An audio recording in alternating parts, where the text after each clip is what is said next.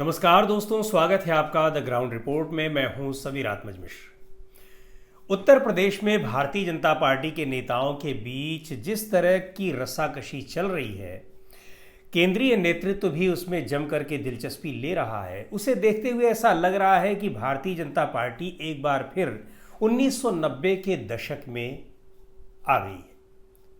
उस दशक की बात हम इसलिए कर रहे हैं क्योंकि ये वही दशक था जब भारतीय जनता पार्टी कई राज्यों में सरकार में थी। भारतीय जनता पार्टी ने केंद्र में भी जोड़ तोड़ करके और सहयोगी दलों के साथ वहाँ सरकार बनाई, लेकिन यानी मजबूत वो राज्यों में भी हुई, केंद्र में भी हुई, लेकिन ना तो केंद्र में बहुत पुख्ता तौर पर मजबूत थी, यानी नेतृत्व में इस तरह की मजबूती नहीं थी जिस तरह की 2014 से लेकर के और अब तक चुनाव से, अभी लोकसभा चुनाव से ठीक पहले तक प्रधानमंत्री नरेंद्र मोदी की पार्टी में मजबूती थी। पर और उसी दौरान जब मजबूत नहीं थी तो जो राज्यों में नेता थे, राज्यों के जो नेता थे, यानी जिनको क्षत्रप कहा जाता है राजनीतिक भाषा में, कई बार वो मजबूत होने पर केंद्र सरकार को, केंद्रीय सत्ता को या केंद्रीय नेतृत्व को सीधे चुनौती देने की कोशिश करते थे। कई बार ऐसा हुआ, कई बार लोगों ने पार्टी छोड़ दी, अपनी पार्टी बनाई, यद्यपि उनमें से एक आध को छोड़ करके कोई बहुत ज़्यादा सफल नहीं हो पाया। लेकिन अब वो स्थितियां एक बार फिर दिखाई पड़ रही हैं, चूँकि 2014 के बाद से भारतीय जनता पार्टी ने देश भर में अपना काफ़ी विस्तार किया, दावा किया कि वो दुनिया की सबसे बड़ी पार्टी है। कई राज्यों में उसने सरकार बनाई, 2 बार केंद्र में लगातार 2 बार पूर्ण बहुमत की सरकार बनाई। यद्यपि सरकार एनडीए की ही रही, लेकिन भारतीय जनता पार्टी के पास लोकसभा में पूर्ण बहुमत रहा। 2024 के चुनाव में पूर्ण बहुमत से काफ़ी दूर रह गई है, सहयोगियों की बैसाखी पर टिकी हुई है और पार्टी के भीतर भी उस केंद्रीय नेतृत्व की पकड़ बड़ी कमज़ोर दिखाई पड़ रही है, जो अभी 10 साल तक जिसके ऊपर न सिर्फ देश में तानाशाही के आरोप लग रहे थे, बल्कि पार्टी के भीतर भी तानाशाही के आरोप लग रहे थे कि प्रधानमंत्री मोदी से कोई मिल नहीं सकता है, प्रधानमंत्री मोदी से आम सांसद नहीं मिल सकते हैं, मंत्री नहीं मिल सकते हैं, इस तरह की बातें कही जा रही थी। सहयोगी दलों के नेता नहीं मिल सकते हैं। लेकिन अब उन्हीं की बात, उनके सहयोगी दल के नेता ये कह रहे हैं कि स्थिति बदल गई है और प्रधानमंत्री मोदी खुद बदल गए हैं, और ये सीधा सीधा ये दिखाई पड़ रहा है कि नेतृत्व में उनकी जो पकड़ थी वो काफ़ी ढीली पड़ी है, काफ़ी कमज़ोर पड़ी है। इसका सीधा उदाहरण अभी कुछ दिनों से जो दिखाई पड़ रहा है कि चुनाव की हार की समीक्षा के लिए जगह जगह जो बैठकें हो रही हैं, दिल्ली में भी एक बड़ी बैठक होने वाली है, लेकिन उत्तर प्रदेश में जिस तरह से प्रदेश कार्य समिति की बैठक हुई, बैठक में सीधे तौर पर उप मुख्यमंत्री केशव प्रसाद मौर्य ने निशाना साधा कि सरकार से बड़ा जो है वो संगठन होता है, और संगठन का मतलब ये होता है कि इसका मतलब सरकार जिम्मेदारी है, वो सरकार की बड़ी है और सरकार को उसमें ये नहीं सोचना चाहिए कि वो संगठन से ज़्यादा ऊपर है। वो चूँकि इस तरह की बातें थी कि सरकार में भारतीय जनता पार्टी के जो नेता हैं, कार्यकर्ता हैं, एमपी, एमएलए और ब्लॉक प्रमुख, इस तरह के जो भी छोटे से लेकर के बड़े नेता हैं, उनकी बातें सुनी नहीं जा रही है। सरकार में अधिकारी हावी हो गए हैं। तो इसी बात को केशव प्रसाद मौर्य ने बताने की कोशिश की थी रविवार को ही पार्टी की प्रदेश कार्य समिति की बैठक में, जिसमें पार्टी के राष्ट्रीय अध्यक्ष जेपी नड्डा भी मौजूद थे। उसी बैठक में योगी आदित्यनाथ ने भी कहा कि सरकार का महत्व यह समझना चाहिए कि जो कह रहे हैं कि किसी की बात नहीं सुनी जाती है, किसी की इज्जत नहीं होती है, किसी का सम्मान नहीं होता है, तो योगी आदित्यनाथ का कहना था कि ये सारी चीज़ें तभी संभव है जब प्रदेश में सरकार है। जिस दिन सरकार नहीं रहेगी तो ये वैसे भी किसी को नहीं मिलने वाली है।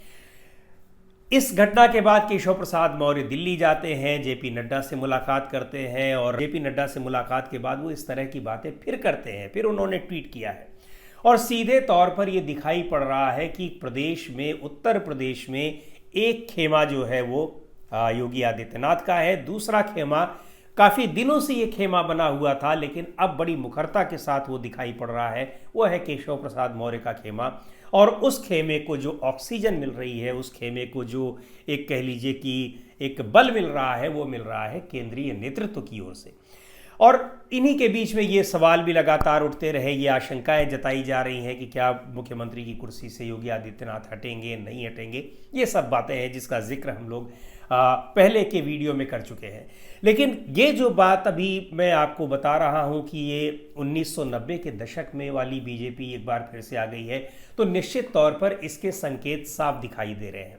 इसलिए दिखाई पड़ रहे हैं क्योंकि तमाम नेता अब सीधे प्रधानमंत्री, केंद्रीय नेतृत्व पर उंगली उठाने लगे हैं, या प्रदेश के भीतर ही आपस में जो खींचतान चल रही थी वो अब सतह पर आने लगी है। उत्तर प्रदेश हो चाहे दूसरे भी राज्य हों, पश्चिम बंगाल में भारतीय जनता पार्टी के एक बड़े नेता हैं शुभेंदु अधिकारी, उन्होंने तो प्रधानमंत्री मोदी के उस नारे पर ही सवाल उठा दिया जिसमें उन्होंने कहा था कि सबका साथ सबका विकास।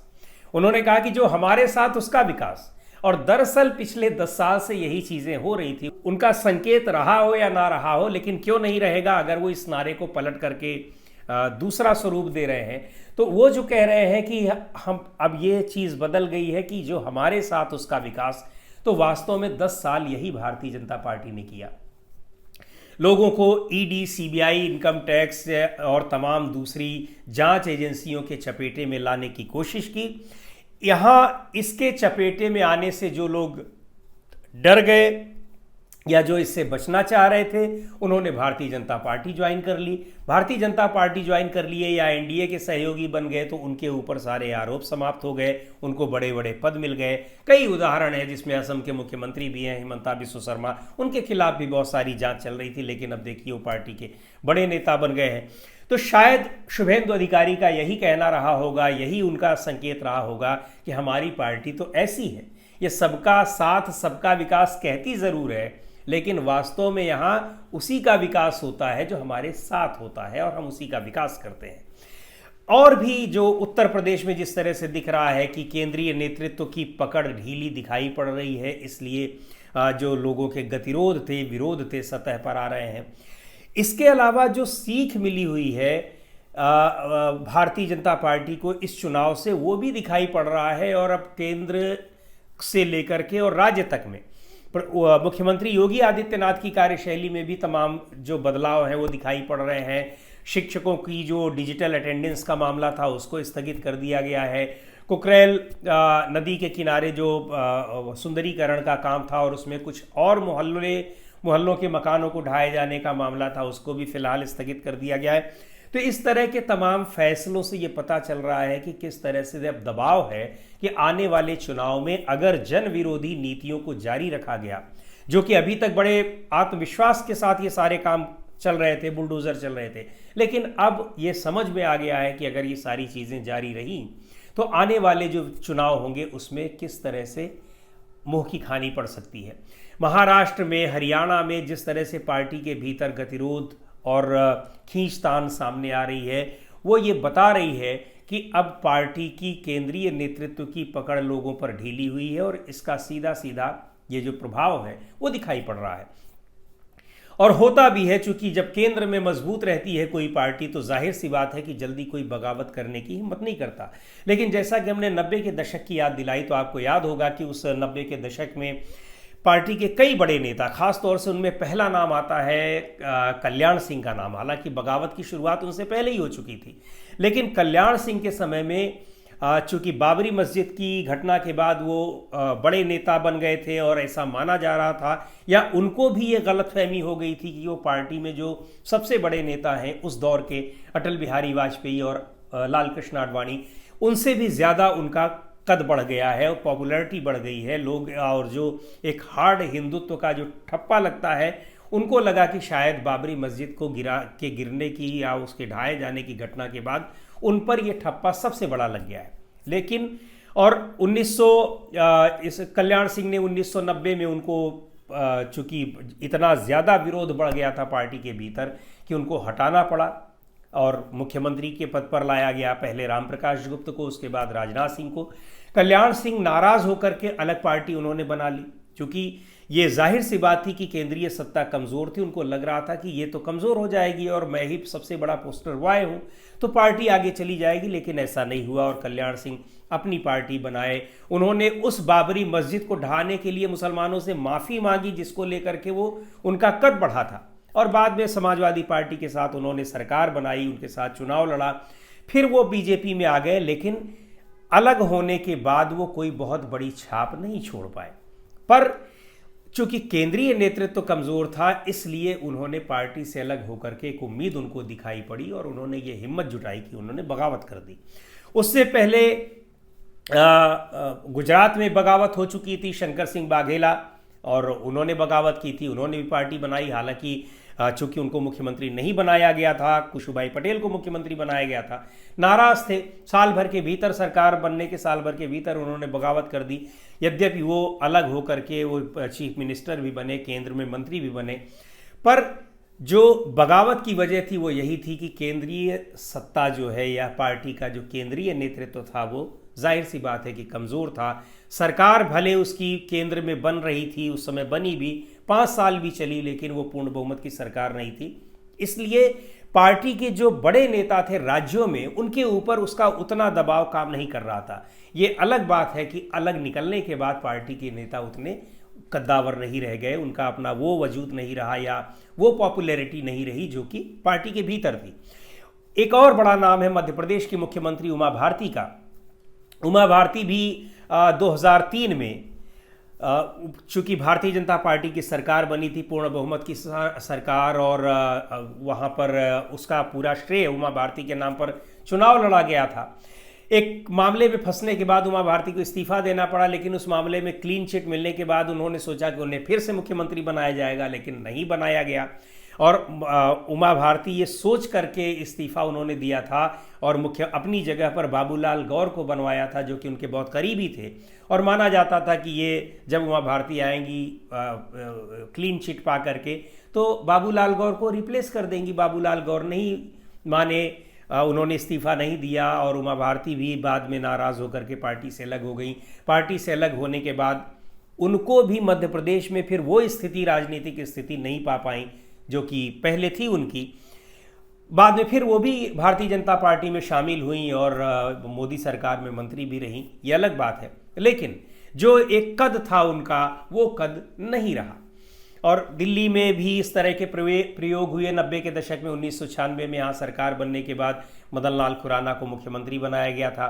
बाद में मदन लाल खुराना पार्टी के भीतर बगावत होने लगी तो फिर साहब सिंह वर्मा को बनाया गया, उसके बाद सुषमा स्वराज को। परिणाम ये हुआ, और हर जगह ये हुआ, मध्य प्रदेश को और गुजरात को अगर छोड़ दिया जाए तो उत्तर प्रदेश में ये जो प्रयोग किए थे भारतीय जनता पार्टी के केंद्रीय नेतृत्व में, उसके बाद उसको लंबे समय तक सत्ता में आने के लिए इंतज़ार करना पड़ा। ठीक उसी तरीके से दिल्ली में भी इंतज़ार अभी तक करना पड़ रहा है। उसके बाद भारतीय जनता पार्टी की सरकार नहीं बन पाई, सरकार के करीब भी नहीं पहुंच पाई। तो अभी तक जो भारतीय जनता पार्टी में स्थिति चल रही थी और दावा था कि बड़ी अनुशासित पार्टी है, अनुशासनहीनता तभी दिखाई पड़ जाती है और कई बार दिखाई पड़ी है कि जब केंद्रीय नेतृत्व कमज़ोर रहता है। केंद्रीय नेतृत्व की कमज़ोर स्थिति इस समय भी दिखाई पड़ रही है, और जबकि यही नेतृत्व 2014 से लेकर के अब तक कितना मजबूत था। तो अब जब वो कमज़ोर स्थिति में दिख रहा है केंद्रीय नेतृत्व, तो पार्टी के भीतर जो दबे स्वर थे अब धीरे धीरे वो मुखर होकर के आगे बढ़ रहे हैं, और ये मुखरता अभी आगे तक कायम रहेगी। ऐसा पहली बार हो रहा है कि सीधे तौर पर चुनाव हारने के लिए प्रधानमंत्री की ओर लोग निशाना साध रहे हैं, उन पर कह रहे हैं, और ये सीधे तौर पर कह रहे हैं कि आपके फेस पर चुनाव लड़ा गया तो हार की जिम्मेदारी किसकी होनी चाहिए। अब इसको लेकर के एक बार फिर अब ये कयास लग रहे हैं कि अगर इसमें केंद्रीय नेतृत्व कोई बड़ा फैसला ले लेता है, विशेषकर उत्तर प्रदेश के संदर्भ में, तो बिखराव की वो स्थिति फिर से शुरू हो जाएगी जो 90 के दशक में शुरू हुई थी। भारतीय जनता पार्टी की सरकार 2004 में जाने के बाद फिर दोबारा सरकार में आने में उसको कितना समय लग गया, 10 साल का यहाँ इंतज़ार करना पड़ा, और उत्तर प्रदेश और में काफ़ी लंबा इंतज़ार करना पड़ा, लगभग 2 दशक का। तो अब ये चीज़ें कहाँ तक पहुँचती हैं, और जो टकराव की स्थितियाँ उत्तर प्रदेश में दिखाई पड़ रही हैं योगी आदित्यनाथ और केशव प्रसाद मौर्य के बीच में, वो स्थितियाँ भारतीय जनता पार्टी को कहाँ लेकर के जाती हैं, ये देखने वाली बात होगी। लेकिन ये तो तय है कि केंद्र में कमज़ोर होने के बाद, चुनाव में हारने के बाद, 303 से 240 सीटों पर सिमटने के बाद प्रधानमंत्री नरेंद्र मोदी की पकड़ भी जो उनका अपना एक ऑरा था, एक सम्मान था और एक कह लीजिए कि एक दबदबा था, वो पूरी तरह से कमज़ोर पड़ चुका है। और ये भी कहा जा रहा है कि अगर उत्तर प्रदेश में सरकार को यानी योगी आदित्यनाथ की सरकार को गिराने की कोशिश की गई, छेड़ा गया, तो शायद इसका असर केंद्र पर भी पड़ेगा, क्योंकि केंद्र में भी तो बैसाखी पर टिकी हुई सरकार है, उत्तर प्रदेश में तो पूर्ण बहुमत की सरकार है। तो इन स्थितियों में, परिस्थितियों में बड़ा मुश्किल है कि उत्तर प्रदेश में किसी तरह की छेड़छाड़ करने की भारतीय जनता पार्टी का केंद्रीय नेतृत्व हिम्मत जुटाए। अब देखना है कि आगे होता क्या है। फिलहाल आज की इस वीडियो में इतना ही। अगले वीडियो में फिर मिलेंगे एक नए विषय के साथ, एक नए मुद्दे के साथ। द ग्राउंड रिपोर्ट के यूट्यूब चैनल को आपने अब तक सब्सक्राइब न किया हो तो ज़रूर कर लें। हमारे वीडियोस को लाइक करें, शेयर करें और अपने सुझाव भी हमें ज़रूर भेजें।